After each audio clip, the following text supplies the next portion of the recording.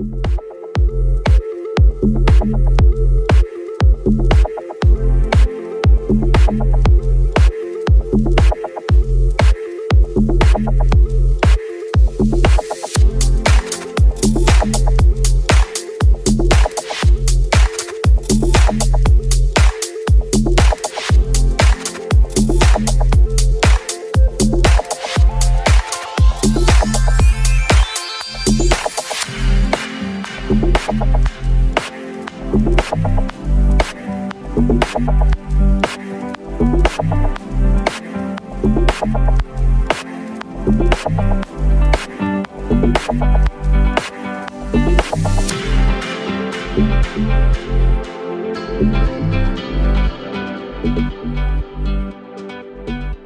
right.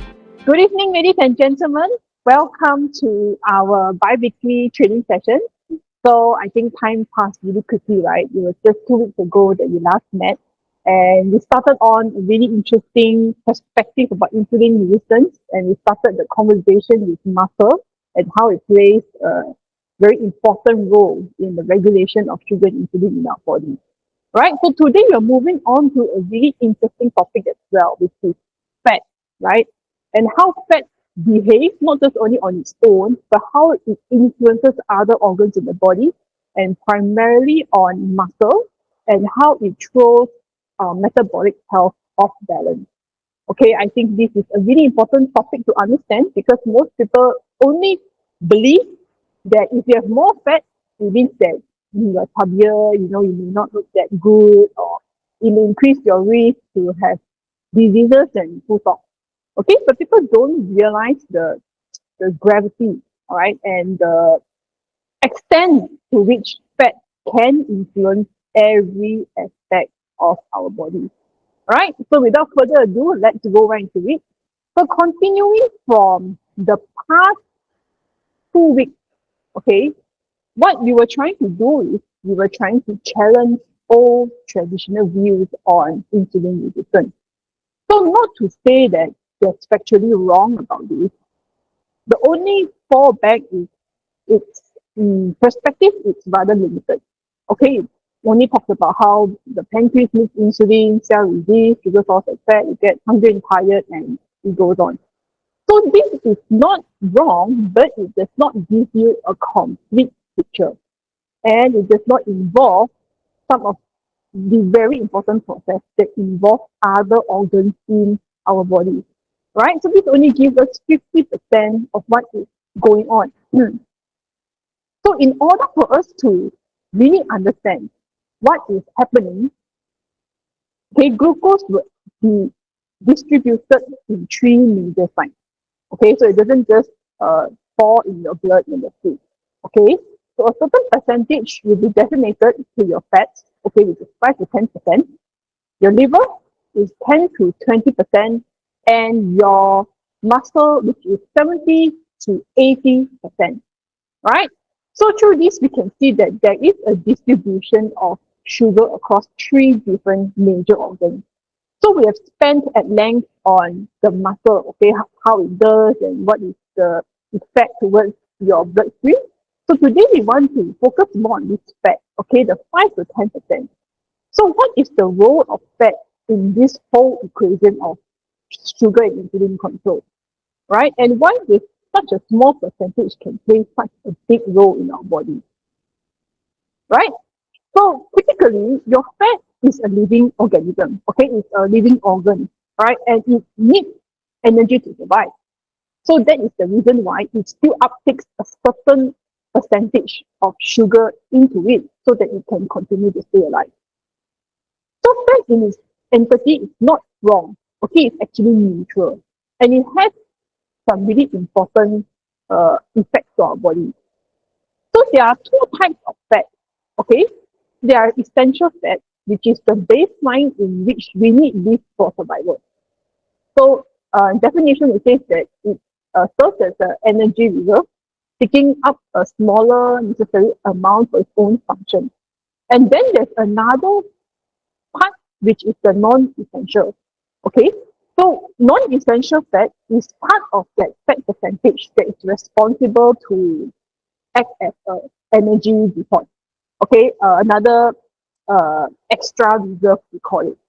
So most of the time, after you exceed a certain percentage, it will fall into this non-essential category, where mostly it is about conversion excess, and when you have too much of this, you will be stored excess in your body. All right. So how do we differentiate both of these? So essential fat, like I said, is needed for life, and we do need a certain percentage of this. So without essential fat, we won't be able to survive. So what it does is that it helps to form certain important hormones, such as sex hormones. So sex hormones require fat, such as estrogen and progesterone. So sex hormones, especially for women, they are very sensitive to this. So once women we don't have enough healthy fat in our diet, or we are on a very extreme diet regime, okay, it will be reflected in our hormones. Okay, we start to become very irritable, we start to have mood swings, and our menses could also be interrupted, and infertility issues can occur. So women are more sensitive in that regard, but that doesn't mean that men will not be affected as well. Okay, and in fact, fat is required in our body to store a lot of fat soluble vitamins. So a lot of vitamin and mineral, if you don't have fat, right, for example, your omega-3 fatty acids, okay, we cannot absorb them. So it's also very important for storage and absorption of all these critical nutrients to sustain our body and our well-being. And thirdly, our cell membranes also require fat, right? You realize that if you eat fish, some people like to eat the eyes, right? And it's like very jelly, that kind of thing. So the same kind of texture is also in our eyeball, and it has a high percentage of fat actually, and even in our brain. So that's why they say that if you take a good amount of omega-3, it helps to sustain these two entities as well. So that's why fat is also important to maintain the cell membrane of our body. It's also important for skin and things like that. So essential fat fall into this category to sustain human life. So does that mean that non-essential fat is not important? So it's a yes and no answer. So in general, it also plays a role because essential fat in our body it plays a very small percentage. So for men, it's about 5%. For women, it's 10. So nobody live on such small reserve of fat when okay. You cannot be just living on 5% of fat percentage. That's just too little. So there needs to be a certain percentage to cover that non-essential aspect also. Okay, because it helps to insulate our body, it helps to cushion our body, our subcutaneous fat. Okay, so if we totally have no non-essential fat, we will be anorexic in a way. Okay, so we need some of that to cushion our body to protect our organs, and if we fall, okay, we don't have like, a fracture so easily, because it is very commonly seen in, very skinny, especially very frail old people. Okay, so we all need a certain percentage of this non-essential fat. Okay, but the danger is when we exceed the amount, right? Which is where most of us tend to have these struggles, right? So because if not, it will lead to excess build-up, and once it goes to the excess level, this is where fat cells will then rebound. Okay, it effects back to us where it starts to get bigger, it starts to multiply, it spreads its insulin resistance to every part of your body. So generally, this is the reason why we strongly encourage everyone to stay in a healthy fat percentage. So this goes beyond appearance. Of course, that's important as well. You look good in clothing, that's a bonus. But we talk about from a healthy point of view, if you are not looking into weight loss, this is where we should be, okay, to be metabolically healthy as well, to make sure that your blood vessel and your bloodstream is in the clear. So that's why it has a metabolic purpose, why we should stick to a healthy fat percentage. Okay, so both of these already cover the essential and non-essential aspect. Anything exceeding would be accepted. Now, this is the reason why we're having this conversation, right? When does fat become toxic? When does fat start to harm us? So there is such a thing known as lipotoxicity. Okay, there's a scientific term for excessive lipid accumulation where fat starts to become toxic. So there is a limited size in which our fat cells can expand. And once we have exceeded the maximum limit, all right, whatever that's in this fat droplet will start to leak out from the fat cell. So it will be released in the form of free fatty acid, which is like triglyceride, for example. Okay, basically most of your fat is triglyceride, LDL cholesterol. Okay, so it will leak out in form of these particles, and it will start to travel along your blood vessel and eventually affecting many parts of your body. Okay, we'll be covering these four main organs for now. So we need to start from the bloodstream first. So whatever happens, our bloodstream will be the first to know. Okay, that is the reason why your blood tests are important. Okay, why we do health screening, why is it important that we need to, even if it's just a finger prick, it gives us an indication where we are in general. Okay, because the first sign of your fat overlooking would be your bloodstream. Okay, it will travel there, and this is where you can identify traces of triglyceride and LDL cholesterol. So that would be a good sign to see where your fat is. Okay, either you have an unhealthy amount of high fat percentage or your body is producing more cholesterol. Okay, so for us, in order to know that, you've got to know your results, right? And from there, we can also identify things that, okay, eventually, if you have really high amount of triglyceride and LDL cholesterol, you increase the chances of plaque formation, blockage, and stroke. Okay, which I'm sure this is where many of you are very familiar. Okay, so that's the reason why do your blood test. Okay, even a basic prick would give you an indication where you are metabolically.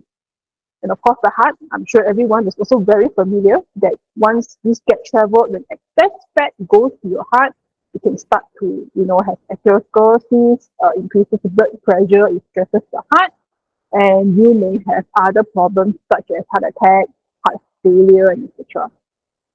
Okay, so now I want to talk about the liver because it's not being discussed often. So what happens to the liver is that when you have excess fat traveling to the liver, it stays there. It forms a deposit. So eventually your liver will be overwhelmed. And because all these fat will interfere with the liver's function to detoxify. And this leads to damage to your liver cells. And this sustained damage that happens over time in the liver will cause liver cells to swell and eventually die. So here you can see an image of the liver, right? So I think you can tell that this is not a very normal liver picture. This is basically all these spots that you see, right, is actually scar tissue. That your liver, because it's damaged, is trying to regenerate itself and have many, many, many scar tissue. And this is usually the very end stage of liver problem, really. Okay, so of course we want to avoid this from happening, and excess fat can lead to scarring of the liver. Okay, and we're talking about end stage. So this is why it's dangerous, fatty liver actually, and you should do something to minimize the risk as soon as possible. Okay, this is a very interesting one that I want to talk about, which is the muscle. Because many people always think that muscle is muscle, fat is fat, correct? That they cannot be together one. Like it's a very separate entity. But what I've learned is that this fat cell, very busybody one. They just want to interfere with anything and everything. And if they see there's a place that they can slot themselves in, they will be very, they will just go in and slot themselves there. They have a very interfering ability, if you like to ask me. That even the muscle cells are having a good time, because it just want to interfere with the muscle ability. Okay, and you can see that excess adipose tissue can accumulate even in your muscle fiber. So excess fat travel to the muscle and it can start to accumulate. And what it does is that, you see, fat can destroy your liver, correct? So it is no surprise that fat can also interfere with muscle function. Okay, it reduces the capacity of your muscle to burn fatty acid and to produce energy. So mitochondria is basically the energy hub of our body. It's like the battery of our body, right? So if your muscle don't have mitochondria, it can't function. It's a big problem. This can lead to things like muscle wasting and impaired muscle function. So your muscle will start to atrophy, okay, muscle wasting, and you will realize that you don't have that good of a control of your body's movement. And this is very serious among those who have a very high fat percentage. We're talking about, like 40% or something. So this is a double whammy really. If a person has high fat percentage and at the same time their muscle is losing. So this is not just only bad for them functionally, but metabolically, it has a very big detrimental effect and their health will just decline effect. Right? So this can happen at any age, really. It's not just only for the elderly, but especially at least for those of a certain fat percentage and a body weight. Okay, and a young person could also be faced of this problem. So we have to ensure that our muscle is of a healthy state. Okay, so what will happen with insulin if we have a high amount of fat in our body? Here's what I want to show you here, right? If our muscle has an accumulative amount of fat inside, it's going to interfere with the way your muscle can uptake glucose, right? Because it's supposed to be 70 to 80%. So once fat is there, it interferes with everything, okay? It hinders ability to absorb sugar and your muscle is going to be insulin resistant. So once that happens, you can imagine, right, what's going to happen in your blood. There's going to be a backflow of insulin and sugar. A good 70 to 80% is insulin resistant here, right? And fat, what it does is that it travels and it spreads everywhere else, correct? So it's going to go to your liver, and eventually your liver will also be insulin resistant. Okay, everywhere the fat travels, it will just influence them. So when your liver becomes insulin resistant, we are going to have, okay, the worst case scenario that can ever happen, which is an insulin and sugar chaos. That if I were to put all these insulin and sugar cubes into this, I have no place to put in this slide already. Okay, and it will just make everywhere insulin resistant. And when every single organ of your body is resistant to the effect of insulin, you are going to have a very, very big problem. Okay, so this is the reason why, again, I say that fat percentage is very important. Okay, that you have to do something about it. Most people, when it comes to their regulating their sugar, is still all right, but when it comes to managing the fat percentage, it's always a bit of a problem. Okay, so we want to do something or whatever we can to try to bring it down to a healthy level. So that is why a healthy fat percentage is beyond physical appearance or a six-pack abs. A healthy fat percentage is a key to healthy bloodstream. Excess fat will circulate and accumulate everywhere else in your body. And it will worsen insulin resistance. It will also influence other organs to be resistant to insulin as well. Then a high fat percentage will hinder the function of a healthy muscle in the body. All right, so I want to show you a picture of the difference between body weight and body composition. So most people, when they step on the scale, they will think that, okay, I'm 80 kg, and that's it. Right? And this is the reason why Tanita, kind of examination is good, okay, because it helps you to gauge where you are. Okay, the weight doesn't really tell you everything. But if you are full of muscle and full of fat, okay, it takes a very different scenario. Am I right? Okay, so 80 kg can look like this. 74 kg, you can look like this or like this. Okay, appearance is definitely a bonus. Okay, if you are, of a higher muscle percentage compared to fat, and this is where you would be if you were to put into comparison fat and muscle. Okay, whether it's one too ripped, that's up to individual person. Okay, but what I'm trying to say here is that body weight is not body composition. Getting the right muscle to fat ratio is key. We want to make sure that whatever amount of muscle can consult with the amount of fat that we have, okay, and can give us the best result in terms of how it would be metabolically for us, right? So, like I said, and I want to stress this again, this is so much more than just appearance, all right? And the goal here that we want to achieve is shred the fat and build the muscle. Not shred the fat and shred the muscle, okay, because this is what a lot of very rigid diet plan do. They shred the fat and shred the muscle. Or some build the fat, shred the muscle also got. Okay? So we want to make sure that we are achieving the correct goal, which is to shred the fat and build the muscle. Alright, so how do we achieve this goal? So number one, we have to make sure that our baseline and the foundation in which you stand is of a good and solid one. This is where feel great is the most important foundation that you should go for. Okay, if your first time with us or whatever, if you're keen to try anything, I will highly recommend you to go with this first. Okay, because both of these products help to target two of these most important goals, which is manage healthy insulin and sugar level and also a healthy fat percentage. You cannot have one or the other, you know. You cannot have healthy insulin and healthy fat and yet a bad fat percentage. Okay, eventually your fat percentage is going to come back at you this time. All right, and it's going to make your insulin and sugar level high anyway. So it's good that in fact, we have to ensure that number one and number two is of a healthy range. Then only we can be at a good metabolic state.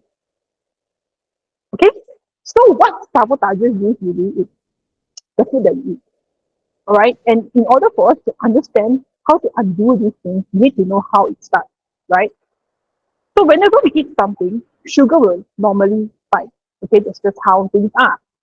So as sugar spikes, this is where it will signal the action of insulin. Okay, insulin obviously will be wait for a while because sugar has to signal that to our pancreas first. So once that happens, what it does is that it automatically sends a signal to your fat burning part to tell them to switch off. Okay, it's time to stop. Right? So this is where your fat will start to accumulate whatever extra glucose and you just stop fat burning. So this is where it becomes a problem. So I think that sugar management on comes to insulin spike, fasting is still okay, but it's always during the feasting time there's a problem. All right, then we are eating the food, and especially with our current climate that we cannot really control our food environment really, and this poses a great challenge. So that's why we need to have something that can help us to cook what we eat. Okay, if we can't control the food, at least control what we can in our body first, right? So that's why we choose balance or by/F. Okay, and we also choose one of the strongest and the longest evidence that is about controlling carbohydrate and cholesterol. So track record one, balance or fiber has the strongest track record.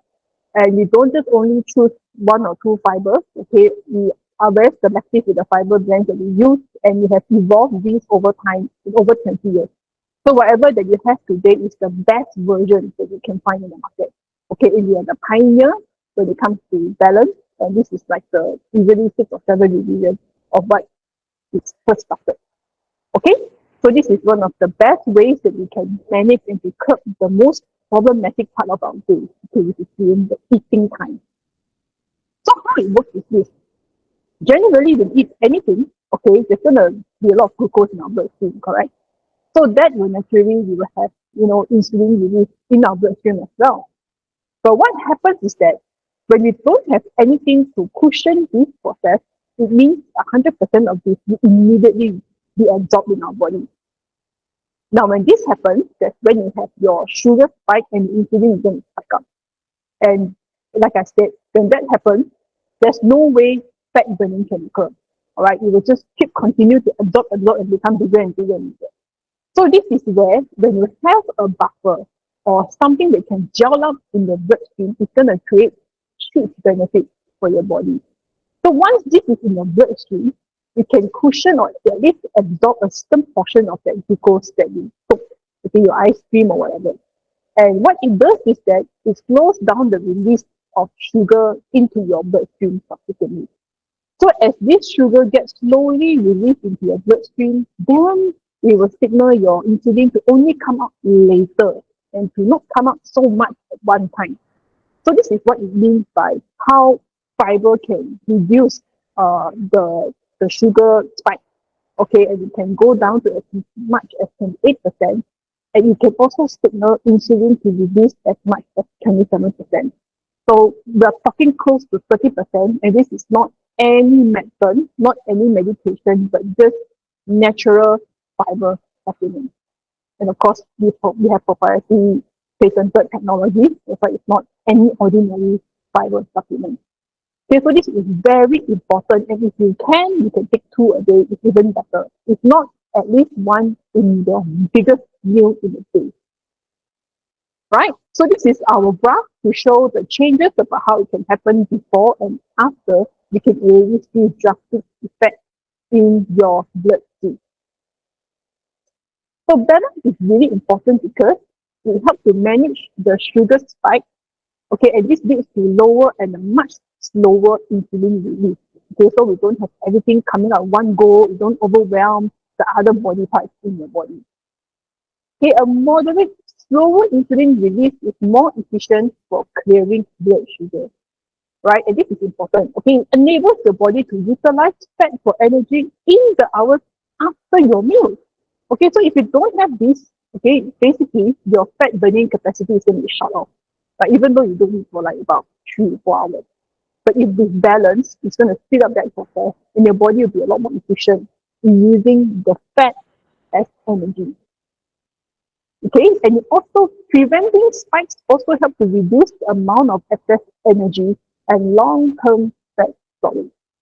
So it can already help to cut off the 50% that you're concerned about, okay, which is during our meal time.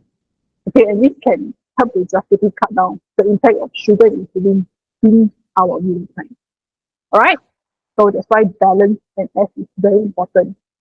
Okay, okay, today's topic may be a little bit longer, but I think this is a very important part that I want to share with you. Okay, because most people don't realize that there is two different kinds of fat in the body. And most people always think it's mostly this white fat, right? So when you look at this, right, there are two different ways in which this fat looks. So this white fat, typically you can see a very big fat droplet and with very little of this mitochondria, okay, let's call it. And brown fat is the fat that burns energy. Okay, and you look at this, you can see that the fat droplets are a lot more sparse, but they have a lot more mitochondria here. Basically, it burns, utilizes more energy. And it's also browner because there's more iron in it. So white, as you can see, is distributed more in your visceral area, your central part of your body and your thigh. But the brown only at certain aspects, which is your neck, your clavicle, and this area. So white has a function, but if you have too much of this white, okay, it will contribute to weight gain and is linked to metabolic disease. So basically, if a person has a high fat percentage, very likely they have a lot of this white fat staying in their body. So it doesn't really do much. Okay, it just stick in your body and just occupy space. Okay, and that's what it does. So that's why it has a lot of damaging effect to your body. Brown fat, however, okay, is good fat, and its primary function is to actively burn calories. Okay, its function is the total opposite of white. Okay, and its main purpose is to generate heat. Okay, to maintain our core temperature, and especially in response to cold. Okay, so that's why babies in general, they have a lot of brown fat. Okay, and of course, they evolve as adults. You don't have that much of brown fat. Okay, because babies generally not meant to shiver lah. Right? So if we can activate more of this brown fat, it can improve our overall metabolic health. And watch this, it can clear glucose and lipids from the bloodstream. It's total opposite from white fat, because white fat does is that it takes all the sugar from your blood, it becomes fat, right? But brown uses the fat and the sugar in your blood, it burns it, and it actually makes your blood sugar even lower if you can activate more of this brown fat, right? Okay, so this is another illustration that shows you, okay, this is the white fat that's huge compared to this brown fat that's a lot more smaller in size and dead. Okay, so key here, of course, you want to know, right, how to activate brown fat. So as of now, okay, one of the strongest evidence when it comes to activating brown fat is cold plunge. All right, I'm sure you know there's a lot of talk about this thing in the wellness space. Okay, and it's not just going in for fun, but okay, it's more than this, but this is one of the key ones. Okay, because like I said, brown fat is usually activated when they're cold, right? So you have to force your body to produce heat. So that's why they go into extreme shock, okay, so that it will force the brown fat to activate. So usually cold plunges, it's very cold, right? So it's like 10 to 15 degrees, 5 to 10 minutes. Or some of them are more extreme, it's 6 to 12 degrees, 2 to 3 minutes. So it's very, very cold. You know the feeling, right? When you go into a pool that's very cold. Just 2 weeks ago, I went to a pool. It's so cold. I don't think it's this degree lah, but oh my gosh, it's so cold. I couldn't even stand there for like okay, like 10 minutes. It's so hot and we're so used to the warm water heat. But actually, a certain amount of cold plunges and cold exposure is actually good. And some people would say that, Claudia, can I do cold shower? Actually, cold shower also can work. All right, it does not work as effectively as a cold plunge, but it can also help to activate your brown fat as well. So incrementally, you can increase your cold temperature depending on how far you can go with a cold shower. All right, so this is to let you see on average how they burn. Okay, of course, today's topic is not about just going for cold plunges. Okay, I'm going to get into the GLP-1 in a bit, but this is just to give you an idea, right? How they compare. So you see, white fat is 4.5 calories, and brown fat is comparable to muscle. So this is what I remembered very clearly. Dr. Bigman did say, okay, that brown fat and muscle actually they burn at about the same rate. And if you can maximize brown fat, you can even burn more than muscle. Okay, so this is why you want to try to activate more of this brown fat if you can. And this brown fat can even boost our total energy expenditure up to 10 to 15%. Okay, so that's why if you can, we want to try to activate more of this brown fat in our body. So of course, this is the main character today, huh? Not everybody want to do a cold plunge. Not everybody can afford. Okay, and some people they cannot go in the cold water one. Okay, they'll be shocked, and then the next day gonna have fever, right? So what can we do that can give us the same kind of effect? All right, that we can activate our brown fat, okay, to work for us. So this is where GLP-1 comes into the picture. It acts the same pathway, okay, as how cold plunges would. So GLP-1 will send a signal to your brain, all right? Okay, and your brain will then excrete this thing called norepinephrine, okay, which is a kind of hormone. So norepinephrine will then switch on the fat burning switch of your brown fat. And once it goes there, it's going to activate your brown fat. So all of us have brown fat. Okay, we all have a certain percentage. Uh, okay, 50 to 100 grams of brown fat. But we don't activate all of them. Okay, because we don't always use it. So we want to try to activate like 80%. Okay, maybe most people are just hovering at 20 to 30%, so they're not burning that much fat. So the goal here is that we want to maximize it to 70, 80%, so that we can increase our overall burning rate. Right? So once you can activate that, you can burn fat and glucose to produce heat in our body. Okay, so I want to highlight this thing. GLP-1 does this fantastic thing is that not just activate your brown adipose tissue, which will help to burn fat, but it also increases the fat oxidation, which is to burn off this white fat. Okay, so it can do two of these things, which is first activate brown adipose tissue. Not many things can activate our brown adipose tissue. Okay, cold plunge is one of those things, and another one is GLP-1. Okay, there really isn't a lot of things that can do that naturally for us.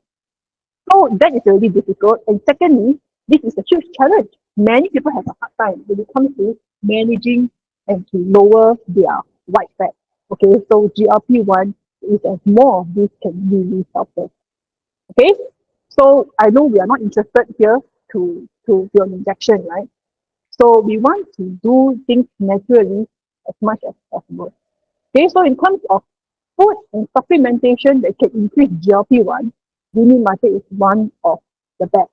Okay, when it comes to supplementation field, GLP-1, when it comes to food, it's still, there's not a lot that can stimulate this kind of effect. So with one session of Guinea market, you can really experience close to double the effect of GLP-1 in your body comparable to just drinking water. Okay, and these are not just results that end here, and we have studies that can even further highlight about how liver muscle can significantly increase the genetic expression. Okay, that our body starts to be more accustomed, that we are trained. Okay, that we have more of this, signal, hey, let's produce more GLP-1 in our body. And if our genetic expression is influenced, eventually there will be more long-standing GLP-1 hormones circulating in our body, right? So given mate, and especially uni mate, is so potent, is able to produce such an effect in our body, which I think is good. Okay, all right. So we understand how it activates uh, both of these. All right. So if we can look at this uh, graph, we'll be able to understand this even more in the whole context. Okay. So this is how it happens normally after food, right? And this mini mate, once we take it, will trigger our body to produce more GLP-1. So if we have more of this GLP-1 circulating in our bloodstream, what it does is that it can also be more effective to clear all this excess sugar and this excess insulin and to shuffle to the correct organs at a much more effective rate. Okay, so the action of insulin doesn't just stop at fat burning. Fat burning, activating your brown and burning off your white adipose tissue. It helps to even clear the excess insulin and sugar effectively in your bloodstream. Okay, that's why there's a lot of talk about GLP-1. All right, and why we are trying and are encouraging people to go on the 2 daily market practice now. Okay, because increased GLP-1 levels can help your cells to respond to insulin better. It shuttles sugar into surrounding cells more efficiently. It regulates healthy sugar insulin levels, and it prepares the body to enter into the fat shredding mode. Okay, a lot quicker. And it helps to signal all these things and all the amazing process that I talked to you about just now. And we have more of this GLP-1, okay, we have double of the impact and more efficient regulation of these processes into our body. Right? So if you can tolerate the caffeine and if you can go full force with this, then if you can try to go on this 2 mini and 1 balanced food. Okay? Right? So food is essential because this is the most important foundation really when it comes to managing your metabolic health, your fat percentages, your sugar and insulin level. Right? Okay, I want to touch a bit on this. It's just a caveat, right? I know we are running out of time, but since we're on this topic myself, just touch a bit on this. So if some people they may just feel good and they can think that they just ignore their muscle health, okay, because okay, never mind, I just want to get rid of the fat. I don't really care about my muscle. But this is wrong, okay, because as you can see from this graph, okay, uh, there is a difference. You cannot just reduce the white fat, because muscle actually burns a lot of calories. It is one of the most metabolically active organ in our body, as you know, right? And it takes up 80% of the sugar in your blood. So if you have high amount of muscle, it's going to work for your benefit. And you look at this calculation, you can really see that there's a big difference. 30 kg of muscle and 30 kg of white fat. And at rest, you're burning so much more if you can build the muscles in the body. So that's the reason why when you're on field day, we also recommend you to be on at least one protein supplement. Okay, it could be Stronghold or LC Vanilla, but we can both of them, okay, because they do work together to help to sustain and to make our muscles strong. And when your muscles shrink, it will significantly affect your metabolic rate actually. Okay, because once your muscles shrink down, your body won't be able to produce that much of energy as it's supposed to be compared to you having more. All right. So on a fat burning standpoint, definitely you want to look into building your muscle. Okay, and you need to protect it from shrinking. That's very important because whenever we lose weight, we are always at risk of losing muscle mass as well. All right. So with this, I want to conclude that if you can take another protein supplement to make sure that your muscle stays preserved and you can maintain the muscle mass. And definitely, with more muscle mass, you're going to have increased metabolic rate. That's for sure. All right. So as we go into the end, this is just a quick way. This is, summarize this again. Right. For those who forget how to take, okay, this is just a quick summary. So, okay, Stronghold is mainly to take during eating window. LC vanilla can be taken as breakfast if you're on a 4-4-12 regime. Some people they can't take 15-hour fast, then you can be on this LC vanilla as breakfast. Okay, taking balance with S is fine. Not recommended to take really must take together with Stronghold, I said before, okay, because there may be interrupted. And you can take LC, vanilla, and stronghold together for extra protein boost. Okay, if you want to, you just amp up the overall protein preservation in your body. All right. So yep.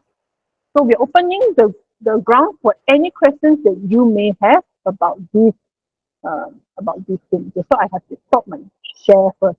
All right. So now it's time for Q&A. If any questions, please feel free to ask them. Okay. Anything about whatever brown fat activation or or about the promotion or anything is also fine. Okay. Okay. Somebody has a question. Is it good for us to go Asia Pacific Convention in Seoul December to activate brown fat? What do you mean by that? You mean what? Traveling there. It's very cold, is it? Maybe you are trying to say it's very cold, so you can activate your brown fat. Actually can. But you need to be uncomfortably cold. It says in order to trigger your brown fat to work, you need to be uncomfortably cold. So you shouldn't be too warm.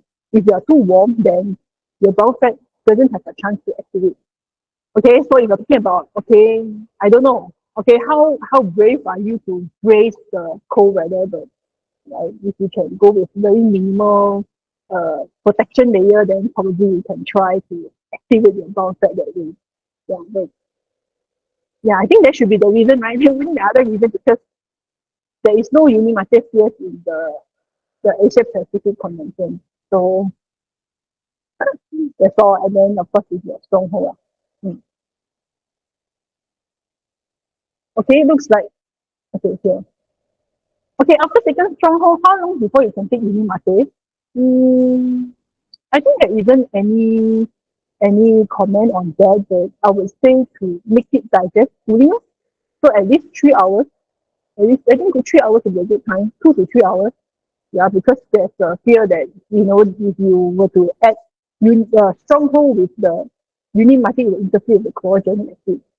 So try to space it in at least 2 hours minimum. Okay, so it will not interfere with the absorption of the you know absorption of stronghold. Okay, this could be a little basic, but I might yet be unclear. But do we accidentally burn brown fat as opposed to tissue during attempts at fat burning? Please help me understand this better. Do brown fat convert to ketone, or is this a little different? Okay, no. Okay, every one of us have a specific amount of brown fat. Okay, so this brown fat is pretty much fat, depending on your genetics, of course, it will not range very far. So generally, most people will have 50 to 100 grams of brown fat, okay, depending on your stature. So that is pretty much fixed. But the white fat is the one that can always change. It can go down, go up, go down. Okay. So if you don't eat much or what, the first thing that will go will be your white fat. Okay, so your white fat cannot become brown fat, and your brown fat cannot be white fat. Brown fat is what you. So what you try to do is that you want to activate brown fat. So for example, if you are not always stimulating your brown fat, if you're always in a very warm place and you're always on warm showers or then we generally don't really activate our brown fat. Okay. Plus, if you don't take anything to activate your brown fat, it's generally just not going to be much use. So what you want to do here is you try to activate brown fat activation. So like I said, cold shower can help. Or you want to be like Sun An, don't wear any cardigan, just go to the winter, you can try that, okay? Yeah, so we want to try to activate this brown fat so that it can work for it, so we can burn more. But on the other hand, we want to try to reduce it as much as we can, okay, to bring us to a very healthy fat percentage. So you try to shrink it, right? And the only way to shrink it is through our Feel Good program, and obviously with GLP-1 and all that, you can try to burn this. So that if you're talking about accidentally burn down adipose tissue, you won't burn off your brown fat one. Your brown fat will still stay there. It will not burn off. This brown fat is very smart. Okay, it will know how to take fat and sugar from your bloodstream, but it won't sacrifice one. Like it will just be there. It will just take from other place. But your white fat, the one that you eventually burn would be a white fat. So white fat, the big droplet will eventually shrink and get smaller and smaller. Okay, so the fat burning generally we're talking about burning off is the white fat, not the brown fat. Okay, so brown fat don't convert to ketones. It is a stationary thing there. Ketone happen in our body after we emptied out our sugar, correct? So we're gonna have ketone as a source of energy. So ketones actually also stimulate brown fat activation. So if we are on ketones long enough, okay, if our body is adaptable and we have come to the stage that our body is using ketone as source of energy, then we would activate brown fat activation. Okay, in fact, if we lower our insulin, we are already activating brown fat activation. Okay, so of course, with extra ketone, you're going to elevate that a lot more.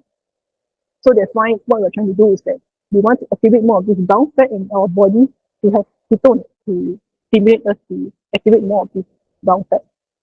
All right. Turmeric in cholesterol help with fat burning to a certain degree it does because it's still like a stimulant, right? So to a certain extent it can reduce fat burning, but to what degree and definitely it won't be as good as the as our uni mate lah in that regard. Okay, but uni mate is actually quite good. I really want to try because they added this thing. Okay, I know it burns. All right, so that one can actually activate the brown fat. So I want to try that. Okay, so that means generally we want to break down white fats to activate brown fats. Is that right? You are correct. Okay, that is a correct understanding, Kelly. So yes, that's what you're trying to achieve with this. Okay, 5 RC endurance team. All right. Should we cut some carbs to accelerate fat burning? Yeah, of course. Okay, because when you cut your carb, you are lowering your insulin spike, and when you lower insulin, definitely you are going to affect the mood. So that's definitely recommended. Okay, since we're finding out more and more about Unimata, it has become a more exciting and powerful product than what we used to think. Is this the work of University Lab? Some active research that is ongoing. Has there been a flurry of published published research? Okay, don't know what's wrong with my tongue today. It's not twisting well. Um, yeah, I think University Labs is always ongoing. They're always producing products that that of course most importantly to fit in the line with our metabolic health narrative. This is the most important place. And of course our uni mate, there is a reason why they're focusing a lot there as well. Because our uni mate is actually very good. Okay, in comparison with other yerba mate, we have one of the strongest and one of the most potent yerba mate that can produce really good results in the aspect of GLP-1 and all the health indicators. So we are doing, okay, Dr. Benjamin, in fact, we are always doing research studies. Okay, so all in all, you will see that the updates about uni mate balance. So it's the initiative actually to of course excite the market, to produce more things and more variation. So Stronghold is another new thing that they're doing. So apparently in the future they can have more of this kind of thing ongoing to excite the current market. Right? So stay tuned to the latest news. Okay? All right, thank you, Claudia. Can I take Unicity Chlorphorine Plus powder during my fasting hours, or does it break my fast and spike my blood sugar and insulin levels? Same for Biosafety. No, Chlorphorine Plus won't spike. Okay, but Biosafety is hovering a little bit. Okay, if you're just taking it, it's fine, but don't mix it with anything now. Okay, because Biosafety is at the fasting is at that fasting cap already. All right, once you exceed that 30, that 30 calorie, then you are at risk of taking your fast. So I wouldn't recommend you to eat with anything else if you really want to take this during your fasting time. Okay? Yeah, so thank you, CK, for putting up that link. University Science has all the information about science team, all the research studies, and yeah, you get to know more about what we do there. Looks like we should have more cold showers to promote brown fat. Yes, actually, you are right. Okay, so yeah, and the cold shower is not the comfortable kind of cold. They say you need to be uncomfortable. Okay, there's no way we can measure, right? It says about like 10 to 15 degrees. It's so cold. So if you can, then they say what you do is that beginning you hot water, warm water, right? Then you acclimatize. So you maybe cold water for like 2-3 minutes to try to tahan. Then as you acclimatize, you can go for longer. So cold shower can help to a certain degree. That's what Dr. Benjamin does. He say after he go to the sauna, they will have like cold tub for you. So he go into it immediately. So if he can't do that, he will do a cold shower to activate his brown fat. So they can also activate brown fat as well. Swimming early in the morning is good. I guess if you want to activate the brown fat activation, yeah, I guess you can, but of course, at your own safety, with your own tolerance as well. Because if you go on cold too early, if you are not adapted to it, you can fever. Okay, you can fall sick. All right. So don't be a superhero so soon. Okay, unless you are really acclimatized, you are used to showering cold every day in the morning, and you want to go for like I don't know 30 minutes swim and up to you, right? So I would say that this is something that you should, do as you're examining your own body, right? Okay, so cold shower is one of those things, but and of course, with GLP-1, don't forget your uni mate. All right, that can do even more than what your cold shower can. All right, and it's the same pathway as well. All right, so take your uni mate. Right, don't forget that.